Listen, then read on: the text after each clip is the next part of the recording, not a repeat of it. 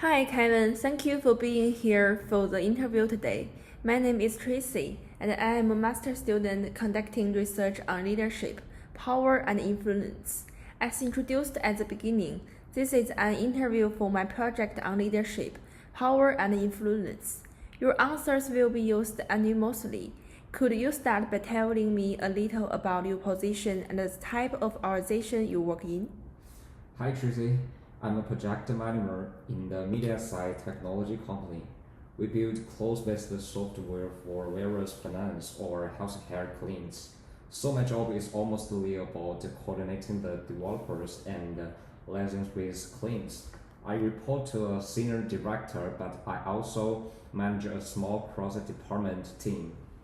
I manage 5 people from different backgrounds, 2 developers, a designer, a QA tester, and a data analyst. So influencing them without formal authority is a big part of my daily work.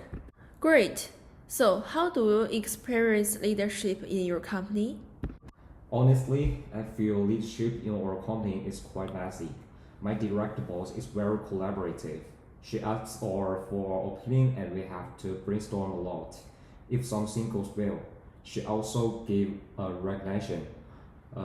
I would say she is a transformational type. She motivates us by vision rather than pressure. She often uses phrases like imagine what our product could change for patients, which helps us see a bigger purpose behind coding or testing. Can you remember one time when her leadership inspired you or influenced your decision making? Yes, there was a very difficult project we had a year ago, and we're not on time. Instead of saying who did this or why did that go wrong, she just summoned everyone and said, let's just focus on how to solve it and let's do it together. Then she said, we did it before, we are so great. The client is still trusting us. It was completely different. We stayed late that week, but not because she asked us to. We just wanted to do it. She felt like a collective mirror rather than a comment. That tone changed the whole emotional climate of the team. That's really good inspirational influence. What did you see in her behaviors most? I need her claim bias and her recognition of our hard work. She respects us as a professionals, and then we also respect her and try to do more. She also shares information openly, like budget constraints or client feedback. That transparency makes you feel trusted and responsible at the same time. That's really good. Did that make you become a boss of your own team differently? Yes, I think leadership is less about giving orders and more about setting energy and anything else. Now I listen first and then set direction instead of just assigning. I've learned that when people feel hard, uh, they own their tasks more seriously. Sometimes I just ask, what do you think is the best way? And they surprise me with creative solutions. Thanks, Kevin. Let's do the part two. How do you feel about the identity of your leaders when making decisions? We have to be formal. We have budgets, top-down priorities, still too. If a senior managers have good relationship with staff, they can do things quickly without saying they are the boss. Okay. Do you feel that the use of power in your company is most formal or mostly informal? I think it's balanced. There is formal, but the power the ones who use only that. They will have problem. People will follow him because of his pressure, but not from his heart. They will have resistance somehow and just do things because they have to. Well, if he has some informal power, he's really technical but very humble. Everyone wants to ask him questions even if he's not their boss. In our culture, humility is a strong signal of credibility. We don't like people who brag about titles. It's very interesting, I think. How does that make you engage or trust them? I believe in leader who is constant and transparent. If you feel you get power like, oh, because I say so, okay, maybe you are motivated. But if the other, straight away, you're demotivated and you start to do the bare minimum. Finally, so you think the transparency is important when they use their power? Yeah, it's more about convincing rather than commenting.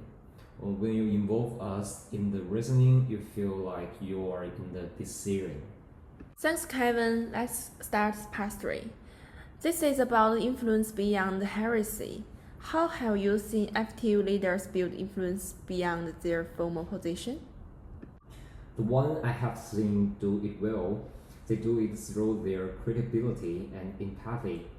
I had one previous leader used to do one-to-one check every Friday.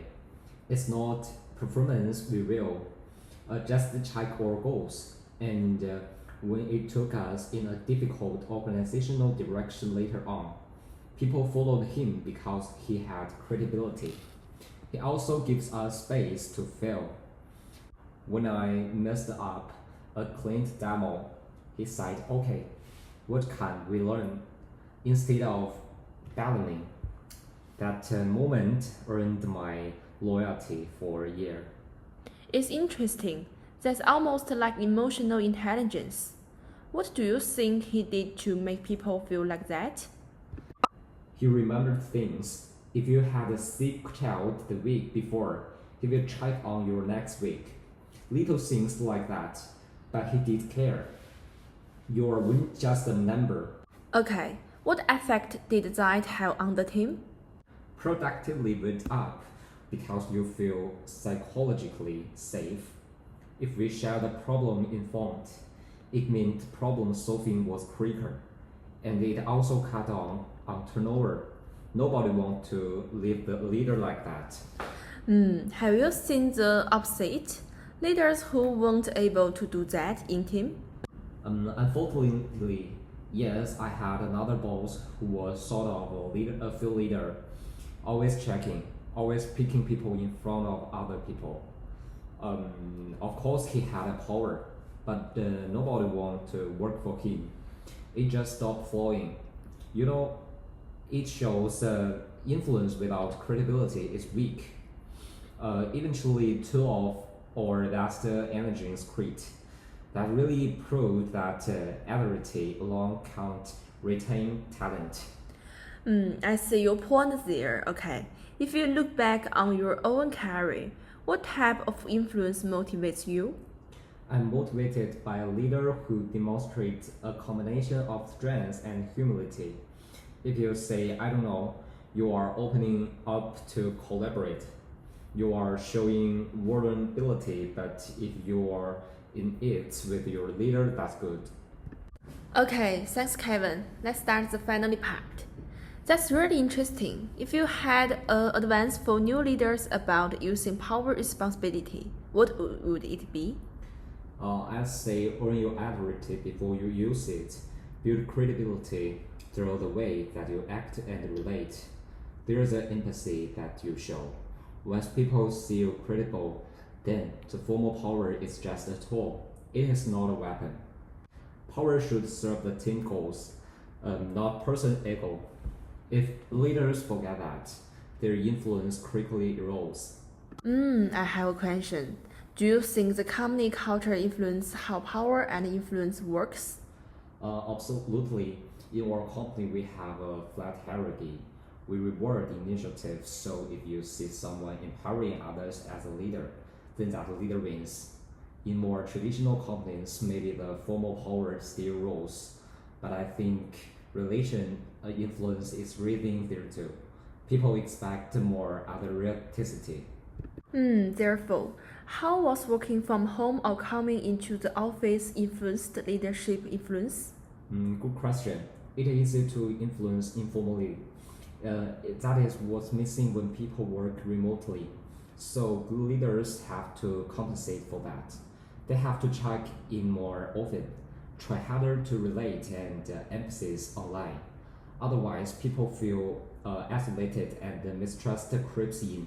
We started virtual coffee sessions once a week, and those small talks helped bring back a sense of connection. That's interesting. It's actually supported by some new research about the digital leadership, right? Have you noticed that your leaders have adapted to the digital world? Some have, some haven't. The ones who focused on tools and emotional intelligence were able to maintain that trust. The ones who brought their head on into their email just vanished. I see. Lastly, have you personally defined good leadership yet after all this? For me, good leadership is about learning by influence, not control. It is about being able to align people's values with the company's value. It is also about treating them like human beings. That's a beautiful definition. It fits the theme of leadership and power and influence like a glove. So I really appreciate you taking the time and being so frank. And I add one more thing.